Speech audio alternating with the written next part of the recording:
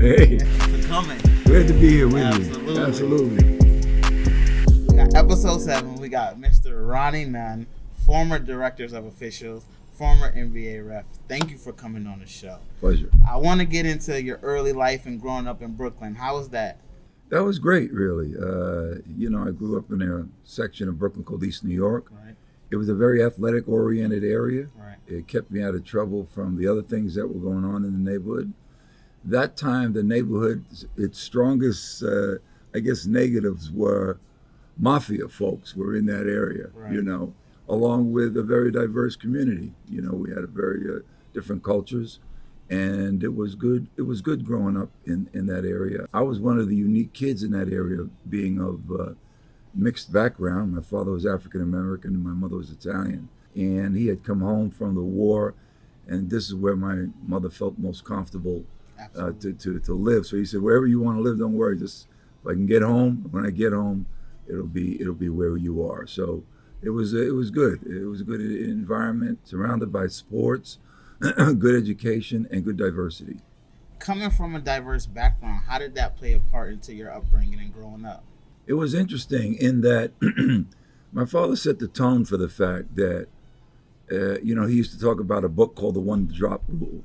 And in this country, knowing that you are African American by any measure made you African American.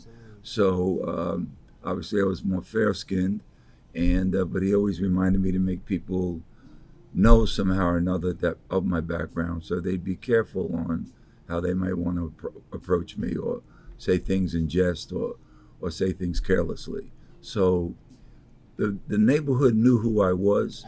And they also knew who he was. They were a very attractive couple, and though he lived in the neighborhood, he didn't actually hang.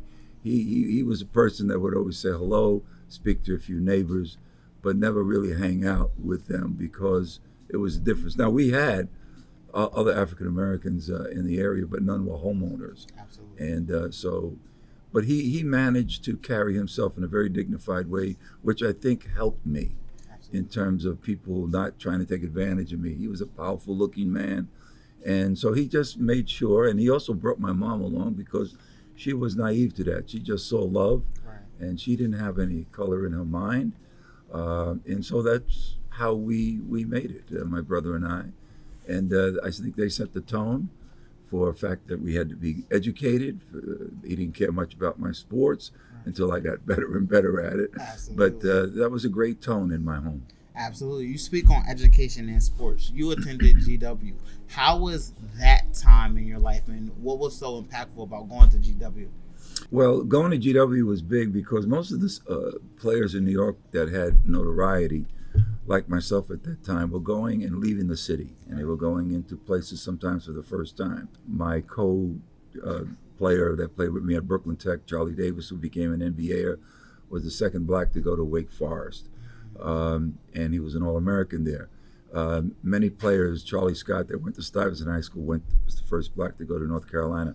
Those guys were a year or 2 or 3 years ahead of me. So my dad would say, you have no idea about going down in the South to any of those scholarship schools you got, whether it was the ACC or the SEC or any of them. He said, I'm even concerned if you go to South Jersey, he would give us a ribbing, Right. But GW was a good academic place. They were a place that also, I had 100 scholarships, but my coach said something very important. He said, these people love you. They want you. They're at all your games. They come and see you. And the other close one was Providence. Ernie DiGregorio and that crew actually went to the Final Four, so it would have been an opportunity to do that. But GW was a great place. It was a citified kind of school. I wasn't big on campuses because of being from Brooklyn. So long story short, I went there. I had a good time there, but we didn't win there. We didn't.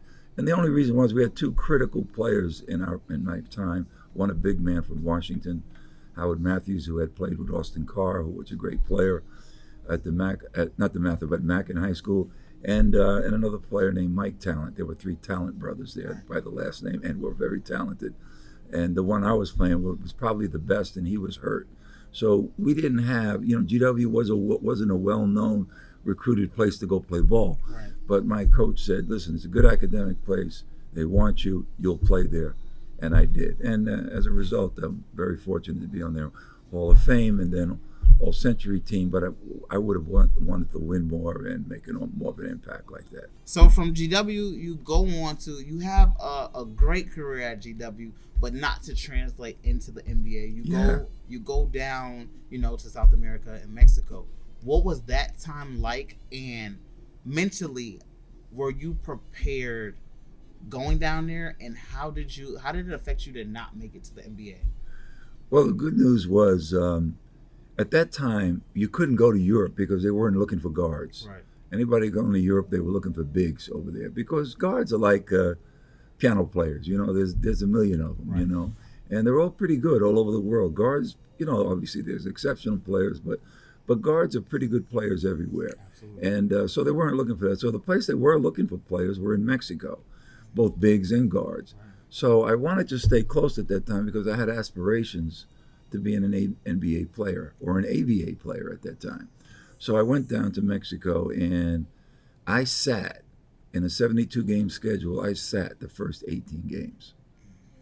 And one of the reasons was the coach of our team was the Olympic coach. Right. For the country.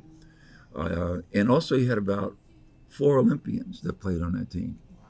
So 2 of them were guards. And they were hustling on defense and they ran that stuff. And I said, I'd get out there and I'd look for my shot because in many of my situations in high school and college, I had to score. So I had to shoot. And here a guy says to me, I don't want you to shoot. I said, geez, I don't want you to shoot. I paid for you to be a quarterback. That was the term he used. So I said, well, yeah, I did some of that too. And I would get in about 3 or 4 minutes, shoot a shot, whether it was made or not, and the buzzer would sound and I'd be coming out. And there was a guy that played with me, Xavier Webster. He was about 6'5", a small college All-American, really a well-built quality guy, too short for the NBA and not enough skills for the perimeter. But he was a fine player. He was getting time, and I wasn't. So finally, I think in a game that I played in, I had no place to pass to. Everybody was closed down. I think I was within this key of the circle, almost in the free throw. I said, geez, the clock's going down. I got to shoot this shot. I shot the shot. It went in, and I turned around and looked, and Gustavo Sayante, who was the coach, "Ay, defensa. I said, all right, let me get on this defense. And, long story short, I shot 8 shots in a row, made all 8, which I had never done anything like that in college. And all of a sudden I began to, and he let me alone. He said, I want you to shoot when it's absolutely necessary because I want you to run the team. Absolutely. So I said, geez, I played, 25 games of college every year, 75 games, and in one season, which was 72 games, I learned something that I didn't want to give myself a chance to, or maybe people were looking from me to do some of those things.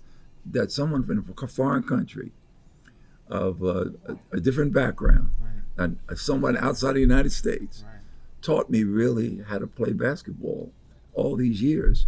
And we had a great run down there, and it really launched me to be a very strong candidate when I came out to try out for the Denver Rockets at that time, and then also for the Knicks and Nets. My problem was injury, because I came very close to doing well. But I left the game knowing exactly what to do in the game. And it was a great thing. Absolutely. You spoke on time in Mexico on a different podcast called Big Fellas, and you spoke about how you ended up getting sick because you were just so impactful into the community. Why is community so important to you? Well, one of the things I learned about down there was about the people. Right. I knew about people, but I had never been in foreign people's land, so to speak, and I found that the Mexican people were very giving, very hardworking. I had a player with me, Alfredo Jacobo, who was a great soccer player. I also played basketball. And Alfredo's dad drove the bus for us to go. Everything was a bus. We didn't do any plane stuff. Absolutely. And they were, 16-hour, 17-hour bus rides. And I would say, gee, I must really love this game because, when I went to college, I was expecting every place we went, we're going to fly. We're going to fly, right? Yeah. But, and I said, gee, I really got to get into this game. I remember we were going from a place called Leon, where we're from, Leon, Guanajuato, to Chihuahua. You know, Mexico has cities and states. Right. Like Chihuahua's the state, Chihuahua's the city. And it's about an 18-hour ride up there. Wow. We had beds on the bus, you know, Wow. cots, things Right, like that. Right. And I remember that one night, I think it was about 6 hours remaining on the trip, and Jacobo's father got tired. He couldn't drive. He Right. tapped his son. He was in the bunk on the other side of me. He said, "You said something in Spanish," and I was picking up some more Spanish. He said, "You got to drive this bus." Jacobo drove that bus 6 more hours till the time we came to that gym. And we got in that locker room, and he said to me, "Ronnie, let's kill them. Let's get them." I said, "God Almighty, this young man just drove me." And even though he was a backup guard, sixth man type, he was ready to play, sacrificing his time, his energy, his sleep to convey to me that we're ready, let's go. And I said, I am never going to undermine people who are really sacrificial people, who work for a goal. And it uplifted me at that point like I'd never been uplifted before. And I knew what it was to be a minority. Absolutely. And all those things. But I recognized the value of people in a country, the value of people in a poor country. Right. And yet their soul was incredibly deep for the thing that they were gifted to do, whatever that may be. That's beautiful. I don't care if they're digging dirt or playing basketball or in the business of medicine, which I ended up having to deal with because I encountered hepatitis. So I was in a clinic. So whatever it was, I was well treated, well respected, and I learned from those people more than I learned from my own. Absolutely. Transitioning from Mexico, you're now back in the States. You're playing in the Pro-Am League. Yeah. And then you end up, refereeing the Pro-Am League. Yeah. And at first, you peeled up your finger like, I did. no, nothing. No more NBA. No more NBA. Right. What was that like mentally for you to transition to, maybe it is time to, follow my passion and get in the NBA a different way? It's funny. When I finally made the NBA, people said to me, we always knew you were NBA bound, Right. but I said, yeah, but not as a referee, But the bottom line was I was starting to come back to play because I wasn't pursuing the NBA anymore. I was a teacher. I was an assistant basketball coach at Pace University. I was leaving that basketball stuff alone. So when Cecil Watkins, who was the assistant director of officials of the NBA, he created this Pro-Am. So if you hear Pro-Am, Right. that term was called initially the NBA Pro-Am. And there was a league in every city that the NBA had a team. And he said to me, and I started playing again to see if my health, just for recreation, would be okay, because I had to get off the court because of this issue. I'm not healing well with hepatitis because I want to get to these NBA tryouts that were asking me. Absolutely. I had hurt my body. So when I got back into that, I was about 27 years old. I said, okay, let me just see if I can get some recreation minutes and see if my body will change. Shamefully, but see if my urine color will Right. change. Things that were deep, scaring me as a young person. Anyway, he kept saying, you need to be a referee. I said, nah, that's not me. I thought he was talking high school. Right. And I didn't really know his position with the NBA. I knew he worked it, but he was also very involved in New York City Park and Recreations. He had a main job with that. So I just thought he was talking about doing high school refereeing. So he says, I'm talking about the NBA. And that's why I said, oh, no. I don't want nothing to do with the NBA. So I almost died trying to deal with Right. this. And he bugged me the second year, and he bugged me the third year. And finally, after I had a couple of master's degrees under me for education purposes and schooling, I said to him, well, what's the story about? You've been bugging me every year. He said, well, look, if you have the talent, we can train you. This league is not for you. And I noticed it because he said, this is for referees. I said, why do you say? He said, I began to notice that there were college officials reffing on the weekends. Right. I said, that guy's a college official, it makes the league better, I guess, Absolutely. But it was really him recruiting college people to teach them the rules and other contact issues at the NBA level. Absolutely. And we had good players in this league. It was a quality league. You had some guys that were in the NBA, guys that pursued the NBA, like myself, college players that played Division I. So he said that's what I saw. He said, that's why I made this league, because college guys are not transitioning well. Right. and I've got to give them some intermediary step place to see if they can do it. Absolutely. And so I said, well, how are you gonna? I don't know anything. He said, that's good. I said, what do you mean? You have no bad habits. We're going to structure you for this. And long story short, I did it for 2 years. I remember after the first year, I thought I had it down a little bit.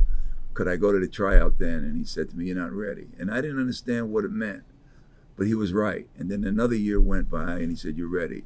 He took me to a tryout in Chicago in front of Darryl Garrettson, who was the director at that time. And then after that tryout, they sent me to California on their ticket. Absolutely. Finally, because I was investing my own monies. And then I started working in what's called today the Las Vegas League. Absolutely. Summer League was the NBA league in Loyola Marymount College in the summer. The summer of '84 was a big summer for you. You were just hired as a teacher in July, and then in August you're hired to the NBA Association. What made you ultimately choose the association over teaching? That was something that was so passionate towards you.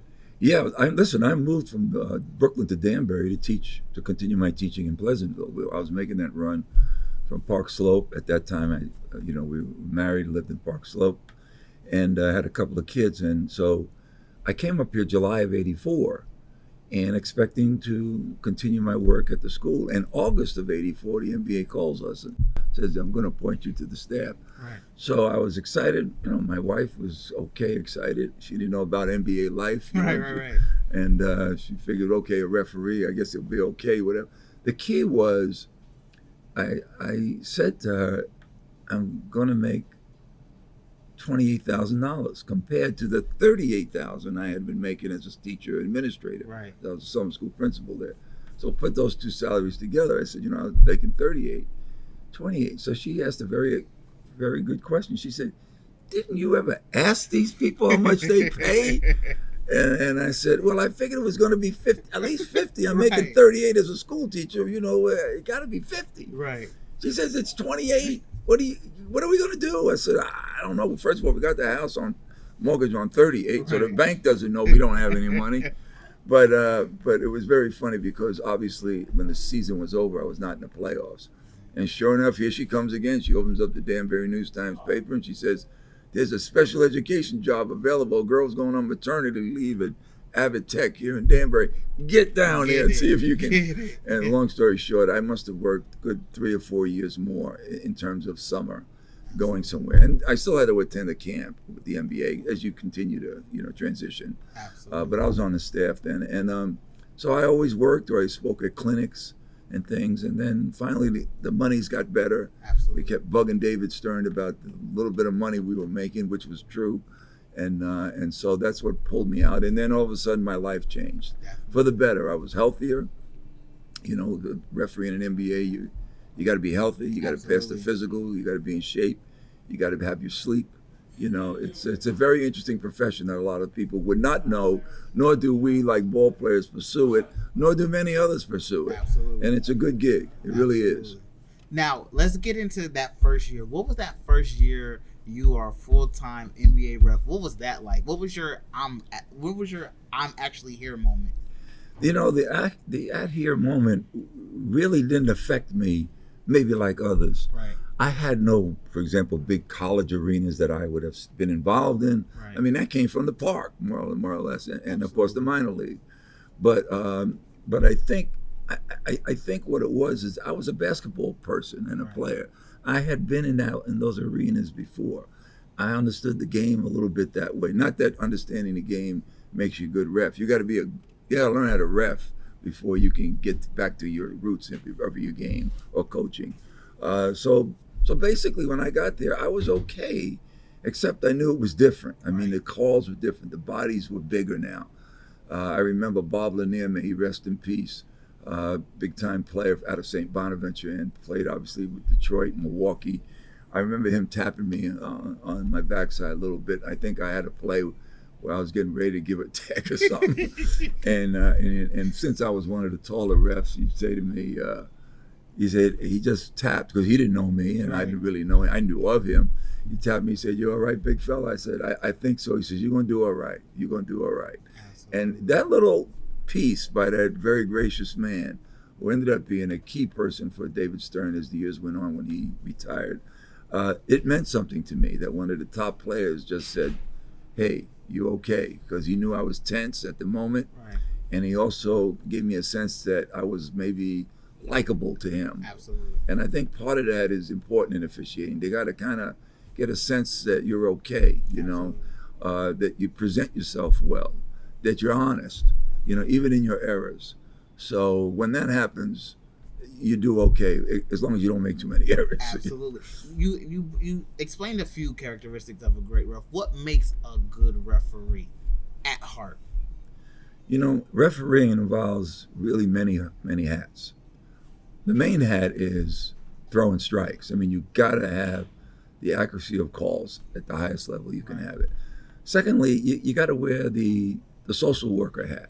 Right. You got to socially work with people because they're tense, they have impulsive behaviors. And because I came from special education background, schooling, I had kids that were impulsive, Definitely. kids that could not stay in a regular classroom. So I understood their impulsivity. I understood how to redirect, how to get them calm, to explain to them what I may have missed, Right. or maybe explain to them what they're doing that's creating a problem for them. Right. So I use those techniques kind of like social worker teacher. And then there's the psychology of the game. Now, and you learn a little bit of that in the field I was in as well. The psychology is, I'm going to talk to you this time, I'm not going to talk to you another time. I'm not talking to you this time.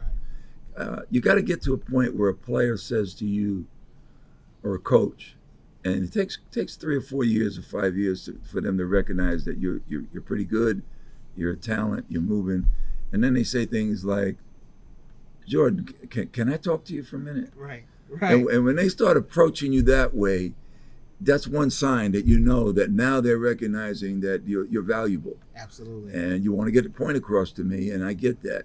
The other is the fans. In every arena, and initially the ticket holders, season-long ticket holders, they're in the first several seats, right? Right. And you hear your name, Ronnie. As you become more of a veteran, the name goes up higher on the seats. Right. So now all of a sudden, the whole bottom bowl, is yelling out your name, and they're not yelling out like they're angry. They're just yelling out like, "Come on, Ronnie, you're better than that," or something like that.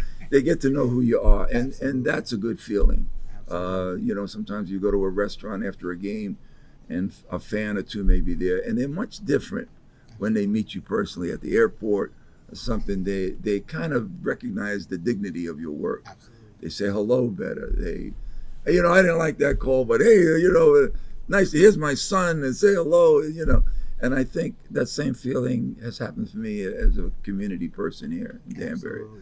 I mean, I'm embraced by my community because of what I've done, and it's kind of interesting because I never thought about officiating Right. being at a level where somebody would embrace. It's just a hi and goodbye. Right. But here it matters, in sports. It's a sports-oriented town also, Absolutely. as Stanford is, and so in doing so, it's been a good transition of life Absolutely. for my family and myself. You spoke on, calling your strikes, being assertive. Has there ever been a moment where you had to not be, I don't want to use the word excessive, but you had to, show that you had tough skin with a player or a coach? Yeah, well, that comes from being in Brooklyn, Right. because I said, I don't need no Brooklyn flashbacks here, because I may lose my job, Right. But I always kind of dealt with officiating. Probably this other hat that I didn't mention before was dealing with, walking down my street in Brooklyn, knowing how to manage myself, and also knowing how to stand up for myself. Right. And I never did like people that would come down on me, incorrectly, and initially I didn't give texts. I remember in the Pro-Am, and Watkins say, "You got to give a tech for that." I go, I don't know if I should give a tech. I think I'm wrong. Right. I don't want to be giving techs out if I'm wrong. And he would say, "Hey, whether you're right or wrong, certain behaviors cannot be permitted." Absolutely. And that's when I started learning, okay, so this is different about officiating, And I can't talk back to the players like trash talk Right. when we're playing ball. So anyway, long story short, I realized that you have to be firm, about things. Actually, my dad, who was not big in sports for me, when I finally told him, I think I want to get into this reffing, and I knew he was in the service, obviously, I mentioned before, in 1942 and in World War II. I said, what do you think about reffing? Just trying to give him a shot back, He said, reffing is first sergeant work. And I said, first sergeant work, what is that? He says, when you're dealing with a group of men, you're not the officer, but you're managing the men for the higher administration, or lieutenants, captains. He said, you got to be fair, you got to be firm, you got to be approachable. And I looked at him and I said to myself, Jesus, here's a man that I just brought to him this officiating thing I'm doing. Right. And he's got the answer in a nutshell, and he was right. And I always thought about that. I'm managing the gym. That's what he said. You're managing the gym. Right. You pop that whistle, people have to respond. They need to stop. And I remember being a phys ed teacher using the same approach. Pop the whistle. I used to make every kid go to one knee. Don't let that ball bounce. Don't let that volleyball bounce twice. Don't let that basketball bounce. Grab those balls. If you're on the rope, hold on. Right. Right. But when that whistle pops, you come to a freeze where I can say, okay, Jordan, they want you at the main office, or something like that. And then people would go and I'd do a double whistle and they would, continue their activity. Absolutely. I felt the same way when I reffed. Fair, firm, approachable, because I don't have it all right. Absolutely. And I need to know what I'm missing. But I also don't need to hear complaining that it's not worthy. Absolutely. And if you start doing that, you're going to distance yourself to have conversation with me, because I don't want to have that kind of conversation. Absolutely. Do your work, I do my work.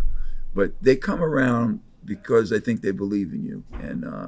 And thank God for those that I did not ref sometimes as well as I would have liked to, that had patience with me, to get it right. Absolutely. Now the game is always, translating and evolving. How has refereeing been able to keep up with that and just translate and build its own culture? Well, refereeing today is easy. Yeah. I mean, I call it country life, city life. Today, there's no city life in the game. Everybody's out in the rural, suburban areas of shooting shots. Yeah. You can't referee them plays. Stevie Wonder can referee them plays. Right. One of the greatest people of all time. I love him. But what I'm saying, those that could have a handicap could still referee today because it's much easier. In my day, the key to being a successful NBA referee was, could you referee post-ups? When you have people like Kareem Abdul-Jabbar, who I had, Akeem Olajuwon, Patrick Ewing, Robert Parrish, Moses Malone, Mark Eaton, Tree Rollins. I mean, all types. Yao Ming. Right. I mean, there's just all types of bigs, and they move. Some move gracefully, like Kareem and Akeem. Some plodded along, like Eaton and Ming. Right. And you got to understand the contacts. They're arrhythmic.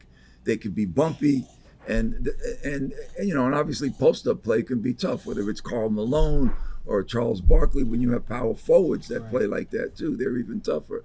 That's physicality that you have to learn how to put in a bottle and understand what that stands for. We started teaching things like rhythm, speed, balance, quickness. Is a player affected by rhythm, speed, balance, quickness? Right. All plays, most have start, develop, and finish to them. Stay with it. Don't react immediately to a contact. It may be initially something that might dissolve. So hold your whistle. Things that takes patience, experience, and then of course some plays call themselves. You don't need to wait on the second part of the play. Absolutely. Person in the 20th row can call it. So when that was happening, that was the time and when you really began to learn about contacts, physicalities, drives to the basket, whether it's Detroit's players knocking Michael down in times when we recognize that this is too much. These are men out here, and this ain't college and high school. These are men. They can absorb some things, and some things that they don't need to absorb. They're fouls. Absolutely. That was the transition of learning curve that you have to get into and stay into, so you can manage the game. So managing the game comes first with call selectivity, and then secondly it comes with comportment of people, behaviors. Absolutely. And that's an important part for me as well. Absolutely. I want to talk about the '96 All-Star game. Jordan, his first game back out of retirement. How was that game like, and what was that like refereeing that game? You know, it was a blur because, you know, refereeing, there's all forms of refereeing during the course of the season. Right. You got exhibition season refereeing. You got the start of the season refereeing. You got the middle of the season refereeing. You got the end of the season refereeing. Then you got playoffs. Right. The other one that fits in is the all-star moments. Right.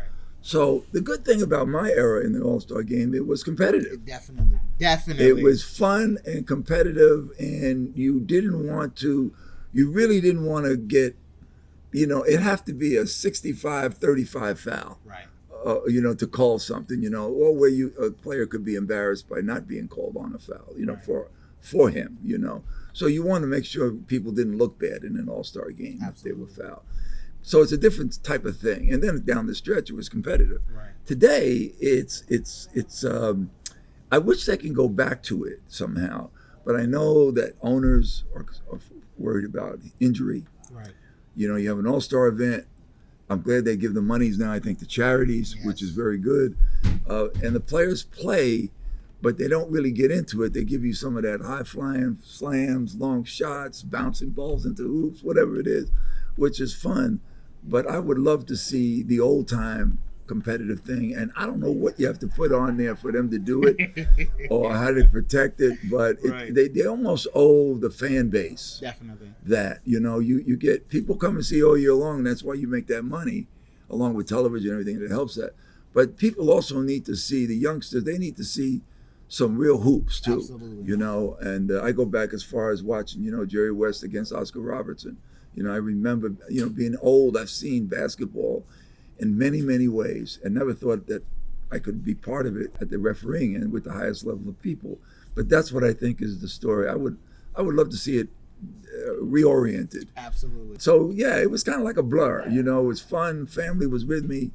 I let all the kids take pictures with the players, and usually when you have an all-star game at that time, players are very familiar with you. Right. They recognize you. You're an all-star referee, and when the next season comes, again, the association and the conversations and communications that go along with you and them are much easier. They're less threatening. You spoke on the different chapters of refereeing, you know, exhibition, start, and the playoffs and finals. What did that mean to you to be selected to, you know, referee some finals games? Well, you know, I always thought that once I got in the finals, I'd have 15, you know, years in it. You know, I think I got in at 98. I don't know, maybe I was close to 50, maybe 48, 47 years old. And I thought I'll be able to referee till I'm 65. As long, you know, I mean, I ain't jumping and playing defense, and you know, I should be okay. Except that this knee went out in me. But I think that the 4 games and the 4 years that I had it, I was growing into it. There's a lot of fanfare that goes on in the NBA Finals. There's cameras everywhere. It's hard to warm up. You know, every station's got people interviewing people. The court is, you can't wait till the game starts just to clear the court. Absolutely. You know, so it was good. I think you know, my first game was a really blowout by Chicago over Utah with Karl Malone, John Stockton, and Pippen and Jordan. Then of course I think San Antonio did New York. That was another one. I had the Lakers twice with Philly and Indiana. And they were all fun things. I mean, you think, I didn't mention another great player. I didn't mention the great player. I was mentioning the bigs, but like the Allen Iversons or the Kobe Bryants. Kobe's the real follow-up to Michael. You know, people ask, you know, Kobe is an assassin. He wanted to be Michael. Right. And so he built his whole stamina and everything and his skill set to do that. He in fact, is very similar to Michael. You know, people have different eras. Don't forget, Kobe had to play with Shaq. Definitely. Michael didn't have to deal with a Shaq. You know, he had three bigs that could bang. You know, a really good big. That's another thing in the game. You know, for example, you look at your matchups.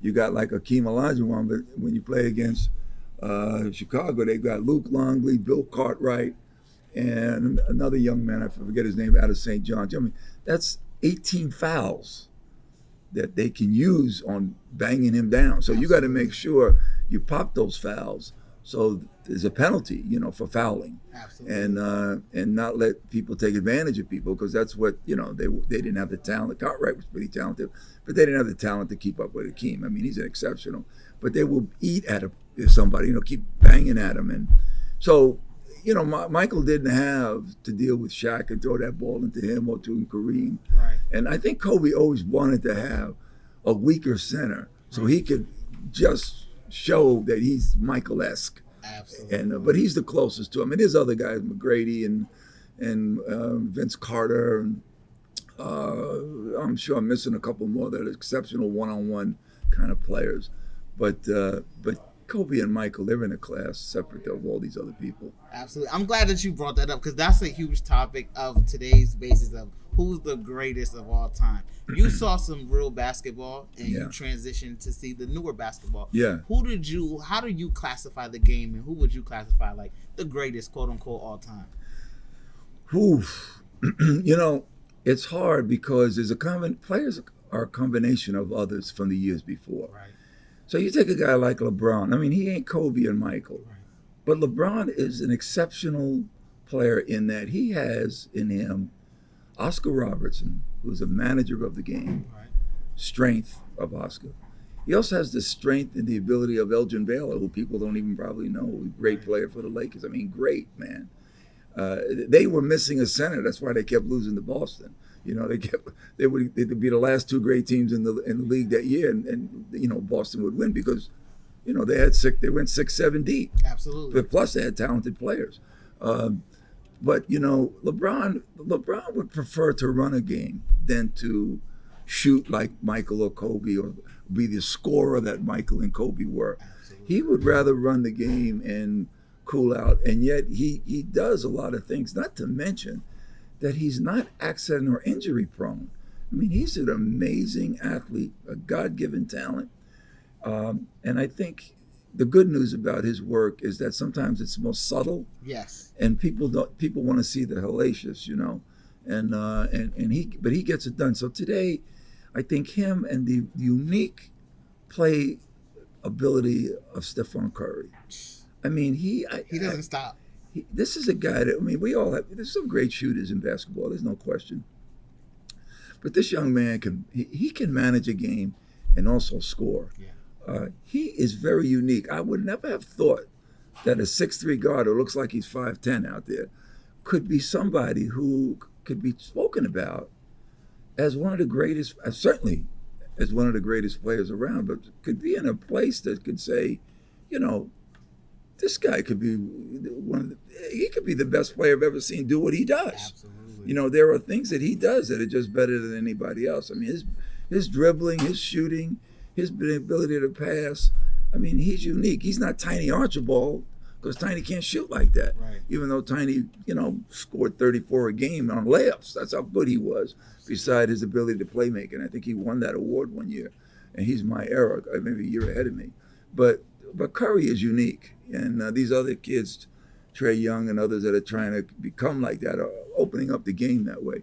But the game is easier to referee because what I call is out there in the suburbs. There's land, there's space. It's real estate. Yeah, it's crowded down in the urban areas of the paint. Right. And it's tougher down there. But I think basketball is cyclical. Yes. I think the fact that they can't do hand checks today to a certain level, and they didn't do it in my era either, that helped the game fluidity. I'm all for that. But they're gonna have to. The defense is gonna have to wake up and say, we just can't allow. And the coaches are going to put themselves together, and the playoffs also produce more defense. Right. And people might not think so because it's the playoffs that the referees let plays go. Not true. There's more fouls called in the playoffs because people are in each other's jock. I mean, they're playing.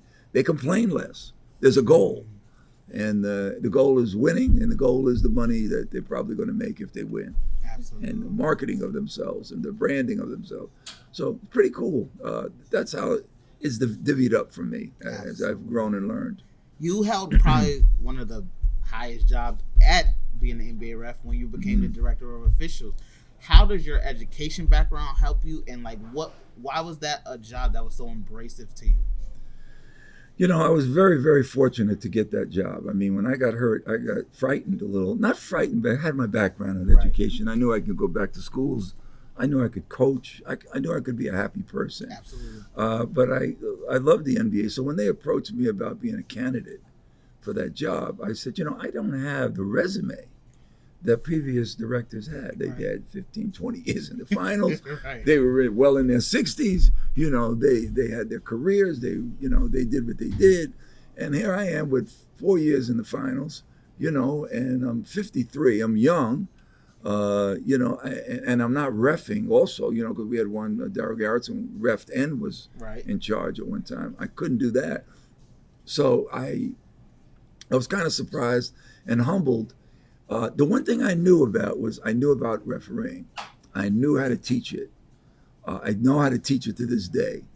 I think I could have done better kind of embracing the guys more. I was a little disappointed with our training programs and the candidates that they were supplying for me to see. Right. And I'd go to Vegas and I'd say, I hear that this is our best guy. And I would say, well, geez, why isn't he as good as a young Danny Crawford or a young Ronnie Nunn or a young Joe Crawford or a young Steve Javi or Benedetto Salvatore or some of the others? It's almost like, why aren't they as good as we were? Now, I'm not saying that we were good, Right. but I consider the NBA like the Kentucky Derby. Absolutely. All the horses can run.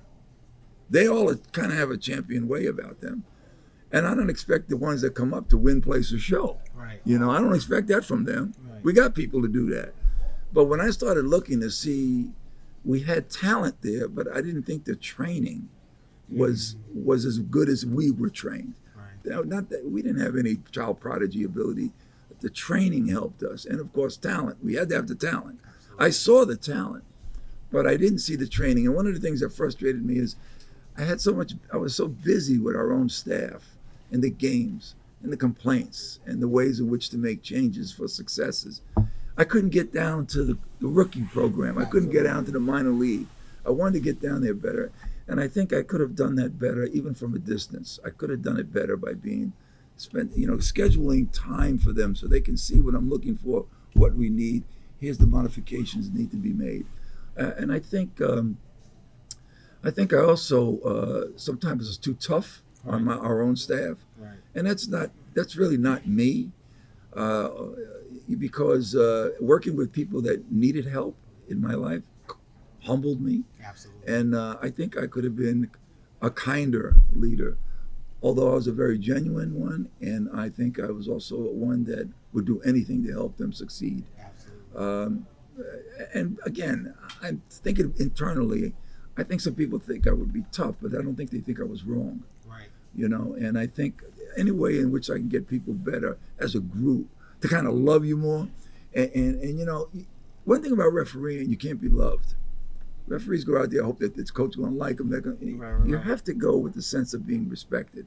Respect comes first. Then if they love you, it's coming. Absolutely. And if they don't love you, it's okay because they respect you.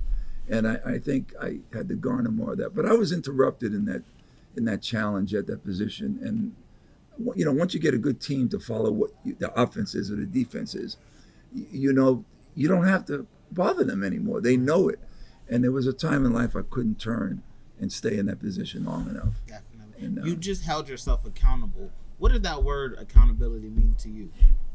Well, listen, accountable is to have a program of some sort, whether you create it or you're involved in someone putting you in it, to be responsible for what that job is. Accountability is responsibility. And the part of responsibility is figuring out how to make yourself better so your accountability issues are not as great upon you. Absolutely. So you want to make sure that what you say you mean, and that you can change what you say, what you mean if you're wrong. Absolutely. So you're right or you're wrong, you're accountable. And I found myself in that position that I was accountable for things that were not on my hands and for things that were in my hands. So that's what I think about accountability, responsibility. Now, when you look at your career, and I'm giving you your flowers now, I consider you a legend. Do you look more at the journey or the end goal? I look back now at the journey, but when I was in it to win it. Yeah. I had everything I was doing then was to succeed for my family, Right. To succeed in the sport that I was in. the joy of the association of that was in it also. You know, whether it was through coaches or players or media or whatever it was, I was in it, and I was also excited about learning, Right. because refereeing again is not something that's natural. The learning of it brought me. You know, I look at it like a triangle. There's these two angles where we understand coaching and playing, and then all of a sudden there's this remote angle called refereeing, and it makes up this triangle. Many of us don't get to that angle. So I was learning something new that I took a lot of pride in learning, and I was always trying to figure out, even to this day, I'm always looking to see how can we be better? How can we sense a certain play scenario developing? Where do you move? How do you position adjust to get open angles to see that play? Right. You know, there's a lot of things. Some people don't agree with that, because I can see that they believe in a system that says if you stand here and you're blocked out, somebody's standing there and they may not be blocked out. Right. And somebody's even standing there that they may not be blocked out. So if I'm blocked out, not to worry. And I go, nah. If I'm blocked out in something that I'm responsible for, I need to move to find that. Absolutely. Now, once I release it to someone else, then that's their work. Now, yeah, every once in a while you can help me and I can help you, but those should be infrequent and far in between. Absolutely. You know, you need to be concentrated on your responsibility, your accountability, your movement, your recognition of play development, and this is how you do it. You just can't give somebody that and say that's what you got to do. As a teacher, a coach, you've got to show people how it's done. Absolutely. And then let the talent bring forth itself. Absolutely. You speak on, very teaching and showing. What is your school, None Better Ref? What does that mean to you? Oh well, I just took my name and put it together with it's equal to. I would want to think that it's equal to other good programs in the teaching aspect. It's a program. I have a summer camp that I run, for people interested. I think one of the tough things for me is before I got involved with this league called the TBL, the Basketball League is a pro league that I work with, a minor league. We're aspiring officials that want to go to NC2A Division Ones or the NBA's grassroots programs and get to the. This is a very good league to work because it's difficult to manage the players. The players are better than college players as a group. Right. They're stronger. They're between the G League and college. They don't have some college size. Right. They don't have 6'11s. Got a kid out here at UConn, big young fella, right? They don't have that, but they've got other people 6'7", 6'8", 6'9", that are really tough. Plus, they have very quick, strong guards, and they're in that age group between, 22 and 28, right. 30. 27, 28. I remember my own life. You're really very strong. You think you're stronger when you're younger, but you're stronger and smarter. Absolutely. And basketball players at that league play hard. They're a little bit impulsive. It's not AAU to where it's careless. Right. But it's AAU in terms of intensity. And you got to have that to know how to see plays, deal with players, deal with overexcited coaches. It's a grown-up league, and I think people should come through it. So now that I have the Nunn Better camps, I refer people to get training to take on those games. Absolutely. And it's really a training camp. It's really a training camp. It's not like I'm a conference supervisor in the NCAA where people are going to come to me right away and say, I want to get in that league. This is a little bit different. So you gotta kind of pull teeth a little to say, you need this, even though you think you don't need this. Because if you go and audition to any of these places and you don't have those subtleties in order, they're gonna listen. Everybody wants to go to the top of the pyramid, but ain't but so much room at the top. There's a lot of room at the base, but at the top there's less. What's going to make you different? Definitely. What's going to make someone select you? What does that entail? And all the things I was talking about is what it entails. Absolutely. I want you to break down that phrase. If you got talent, you could be coached. Break that down, and how does that impact you, and what does that mean to your life? I think the talent and the guidance from people that have helped me along the way, the support to me, the embracing of me, especially a child of mixed heritage. I found myself being embraced by various people. And those that embraced me were always different. They were always better than the others that were either jealous or racially inclined or whatever the story was. And those people that every step of the way that were part of my life increased the talent that I had, and also increased the education, because I found that education is really key Absolutely. to success. If you just, I don't care if you're laying asphalt, if you're an electrician, if you're a scientist, whoever your mentor is in that field that knows their business, that's the person you want to learn from. I mean, that's why these kids go to these top schools, because that's where corporations recruit the top people. Right. But it doesn't mean other people cannot be as successful depending on the training they get. That's why I'm a strong believer in public education. Right. Many people can't afford private education. Public education is a key. Going to Brooklyn Tech in high school changed me from going to my local high school, very demanding on academics.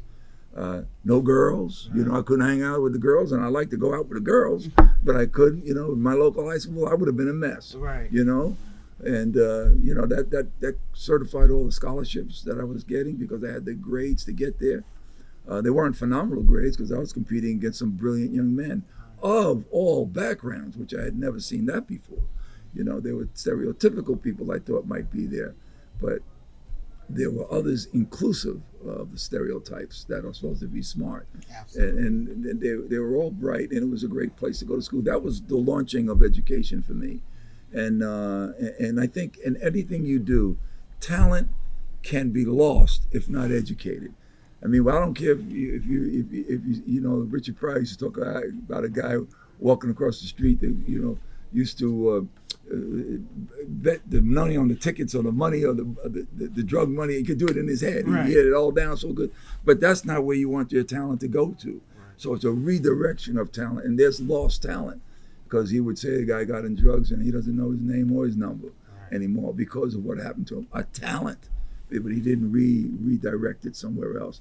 And someone's got to do that, and a community has to do that, and the elders of a community have to do that, if they're honest and fair about their lives. Absolutely. We've been speaking on education a lot. What gravitated you towards the special education side of the education?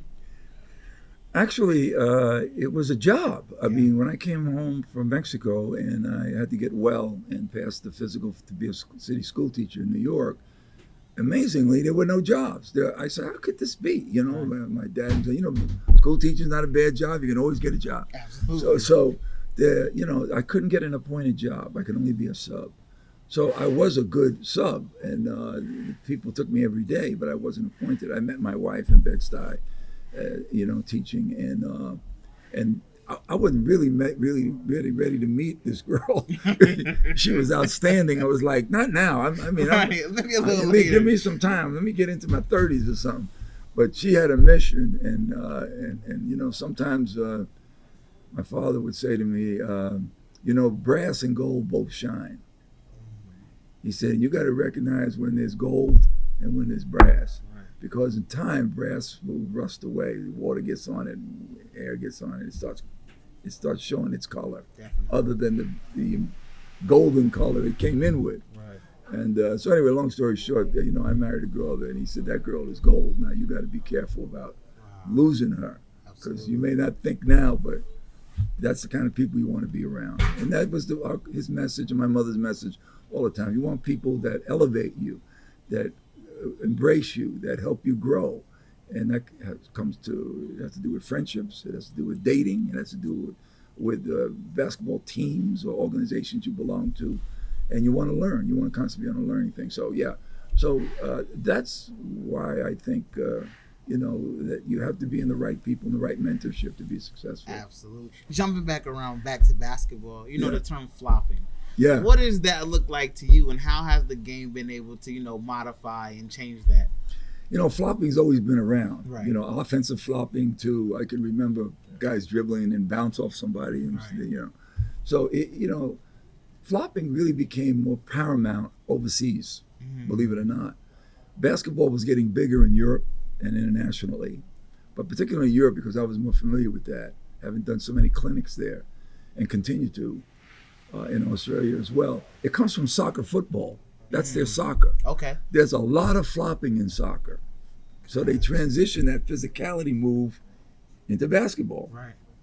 As a matter of fact, they teach over there defending on your heels. in certain scenarios. If you defend on your heels, if you walk around on your heels, there's an imbalance immediately. So as soon as somebody bumps you forward, to where you're going backward on your heels, you're gone. Absolutely. There's no way in the world you can, unless you take your foot and stop yourself. So that became a technique to lure and fool officials. And I'm all for luring foul. Right. I don't want that art to go away. Right. But the embellishment of a flop has to do with really recognizing the defense first and foremost, and then going back to the force of the offense. In basketball, there's another piece to it that's different in refereeing. You have to referee the defense. Right. They're 90% of the foulers. So if you watch the offense go into defense, I don't know when you got there. So I'm going to go, okay, block. Right. But if I see you there first and then you go, I can go back to the offense. I can't go from the offense and grab the defense. I can get the defense and grab the offense. So it becomes very easy to say this was an embellishment. But it also may say it doesn't matter because the force was good enough. Right. He embellished, yeah, but had he not embellished, it would have been an offensive foul. Absolutely. So the ones that embellish for not validated embellishments, in some leagues they give a warning, then a technical, like overseas. In the NBA, they see it and they fine you. Right. So it doesn't interrupt the game. Right. And so guys get their check, and all of a sudden, X amount of dollars is out of it. They stop it. Right. money talks. Absolutely. So yeah, they're not as tough as if you know how to referee it. If you go through that system I just talked about, you get better at it, and then you can discern whether it's illegal or not. Absolutely. NBA playoffs is right now as we speak. Who we pulling for? Oh, I got no clue. It's nice to see the Knicks playing better. Right. I tried out for that team once and did well, except for being ill at the end of it. But the Knicks seem to have an energized team that fits today's game, except they got a little bit more strength. I think Randall brings a unique strength, Absolutely. And you need that in basketball. I think Philly's got, some really good people with Embiid. And here's an example. He's a very talented young man that prefers to play on the perimeter a lot. Right. If you want to win, you got to have, and it's very, players run the NBA. In other words, coaches don't have the same power. Coaches have tremendous power in college. Right. They dictate everything, and they're tough on the refs and everything. But in the NBA, it's tombstone territory. Everybody's fast on the draw. Everybody's shrewd. Everybody is capable, and the marshals that are supposed to run this town. Right. You got to be fast on the draw too. Absolutely. And not every scenario is to go out in the center of town and go, okay, let's see who's faster on the draw, because marshals can get shot. So the bottom line is just to work with everybody, and coaches know that they don't dictate on NBA officials. The NBA office manages their officials, whether they hire and fire. But in college, I think they're more problematic for the officials, because they'll tell the AD, I don't want this guy reffing my game, puts pressure on the supervisor, guy takes off the game. That doesn't happen in the NBA. If someone's coming off a game or somebody is redirected very subtly without them even knowing that, because they're not working well, right, and they need to maybe work with somebody else to get better, all those things are subtle. But it's reported to you that you've got to get better or whatever have you. You could be on probation. But coaches and players don't have power over the officials in the NBA. And the reason why that's good is the referees can ref. You got to ref. In the other places, a ref's going to be close to the coach in the hopes that he don't cause no problem with it. If it causes a problem, you may not get a game with them again. That's nonsense. You can't have that. And the NBA is excellent in their progressiveness in that kind of management. Absolutely. As we wrap it up, my question to you is, where do you want to see the game of basketball go, the game of the culture of refereeing go to? I think they have all the fluidity down, the freedom of movement, the passing is really great. Right. The backdoor passing, the shots, the distances. Somebody said to me once, I was in therapy for my wrist here recently, and the guy said to me, they should only allow X amount of three-point shot conversions. Conversions in a quarter. Mm-hmm. Every quarter should only have, let's say, I'm making it up, 6. Right. And the last quarter, it's a free for all. If you need to catch up because you're down by 20, then you can shoot as many as you need to shoot. Right. And I said, well, why do you say that? He said, because the game is just looking boring. Yeah. You know, it's just up and down on the perimeter, pick and roll maybe, and shot. Pick and roll and pop and shot. Couple of rolls to the hoop, great. But it's not looking as detailed as basketball used to be. Maybe as football looks like, you know. I think we're losing something. I don't know if it's coming from all the education the AAU has brought into talent. The kids are so talented, but there's less coaching. There's a lot you do on your own. Absolutely. Type stuff. And I was reviewing a game before I came here for the EuroLeague this morning, and I got another quarter to do. But you can see the movement of the game and the passing. It's different, and there's not as much talent, but it's an interesting game to watch. Definitely. And I get a kick out of it. And you know, these guys who are more talented, I would like to see that kind of cuts and plays and going to the hoop. Not every going to the hoop is a dish. I mean, there's people that go to the hoop that could be a layup and they throw it out. They throw it out for three. And I go, you know, there's something not good about that. Absolutely. You know? So I think it's a blend, and I'm not saying the rule that the therapist was talking about. I don't think that's the rule that may work, but there's got to be something about how you do two parts of the game: the inside game, the outside game. The defense in the game, I think, needs to be reckoned with somewhat. But you know, I'm waiting for the cycle. Absolutely. I don't know who's going to create the turn, but everything in life is cyclical, and what was done before will be done again. Absolutely. And so, you know, that's what life's about. Absolutely. Well, Mr. Ronnie Nunn, I appreciate you and thank you for coming on this show. Oh, thank you so much. It's a pleasure, my friend. Thank pleasure. you. Thank you. Thank you for having me. Of course.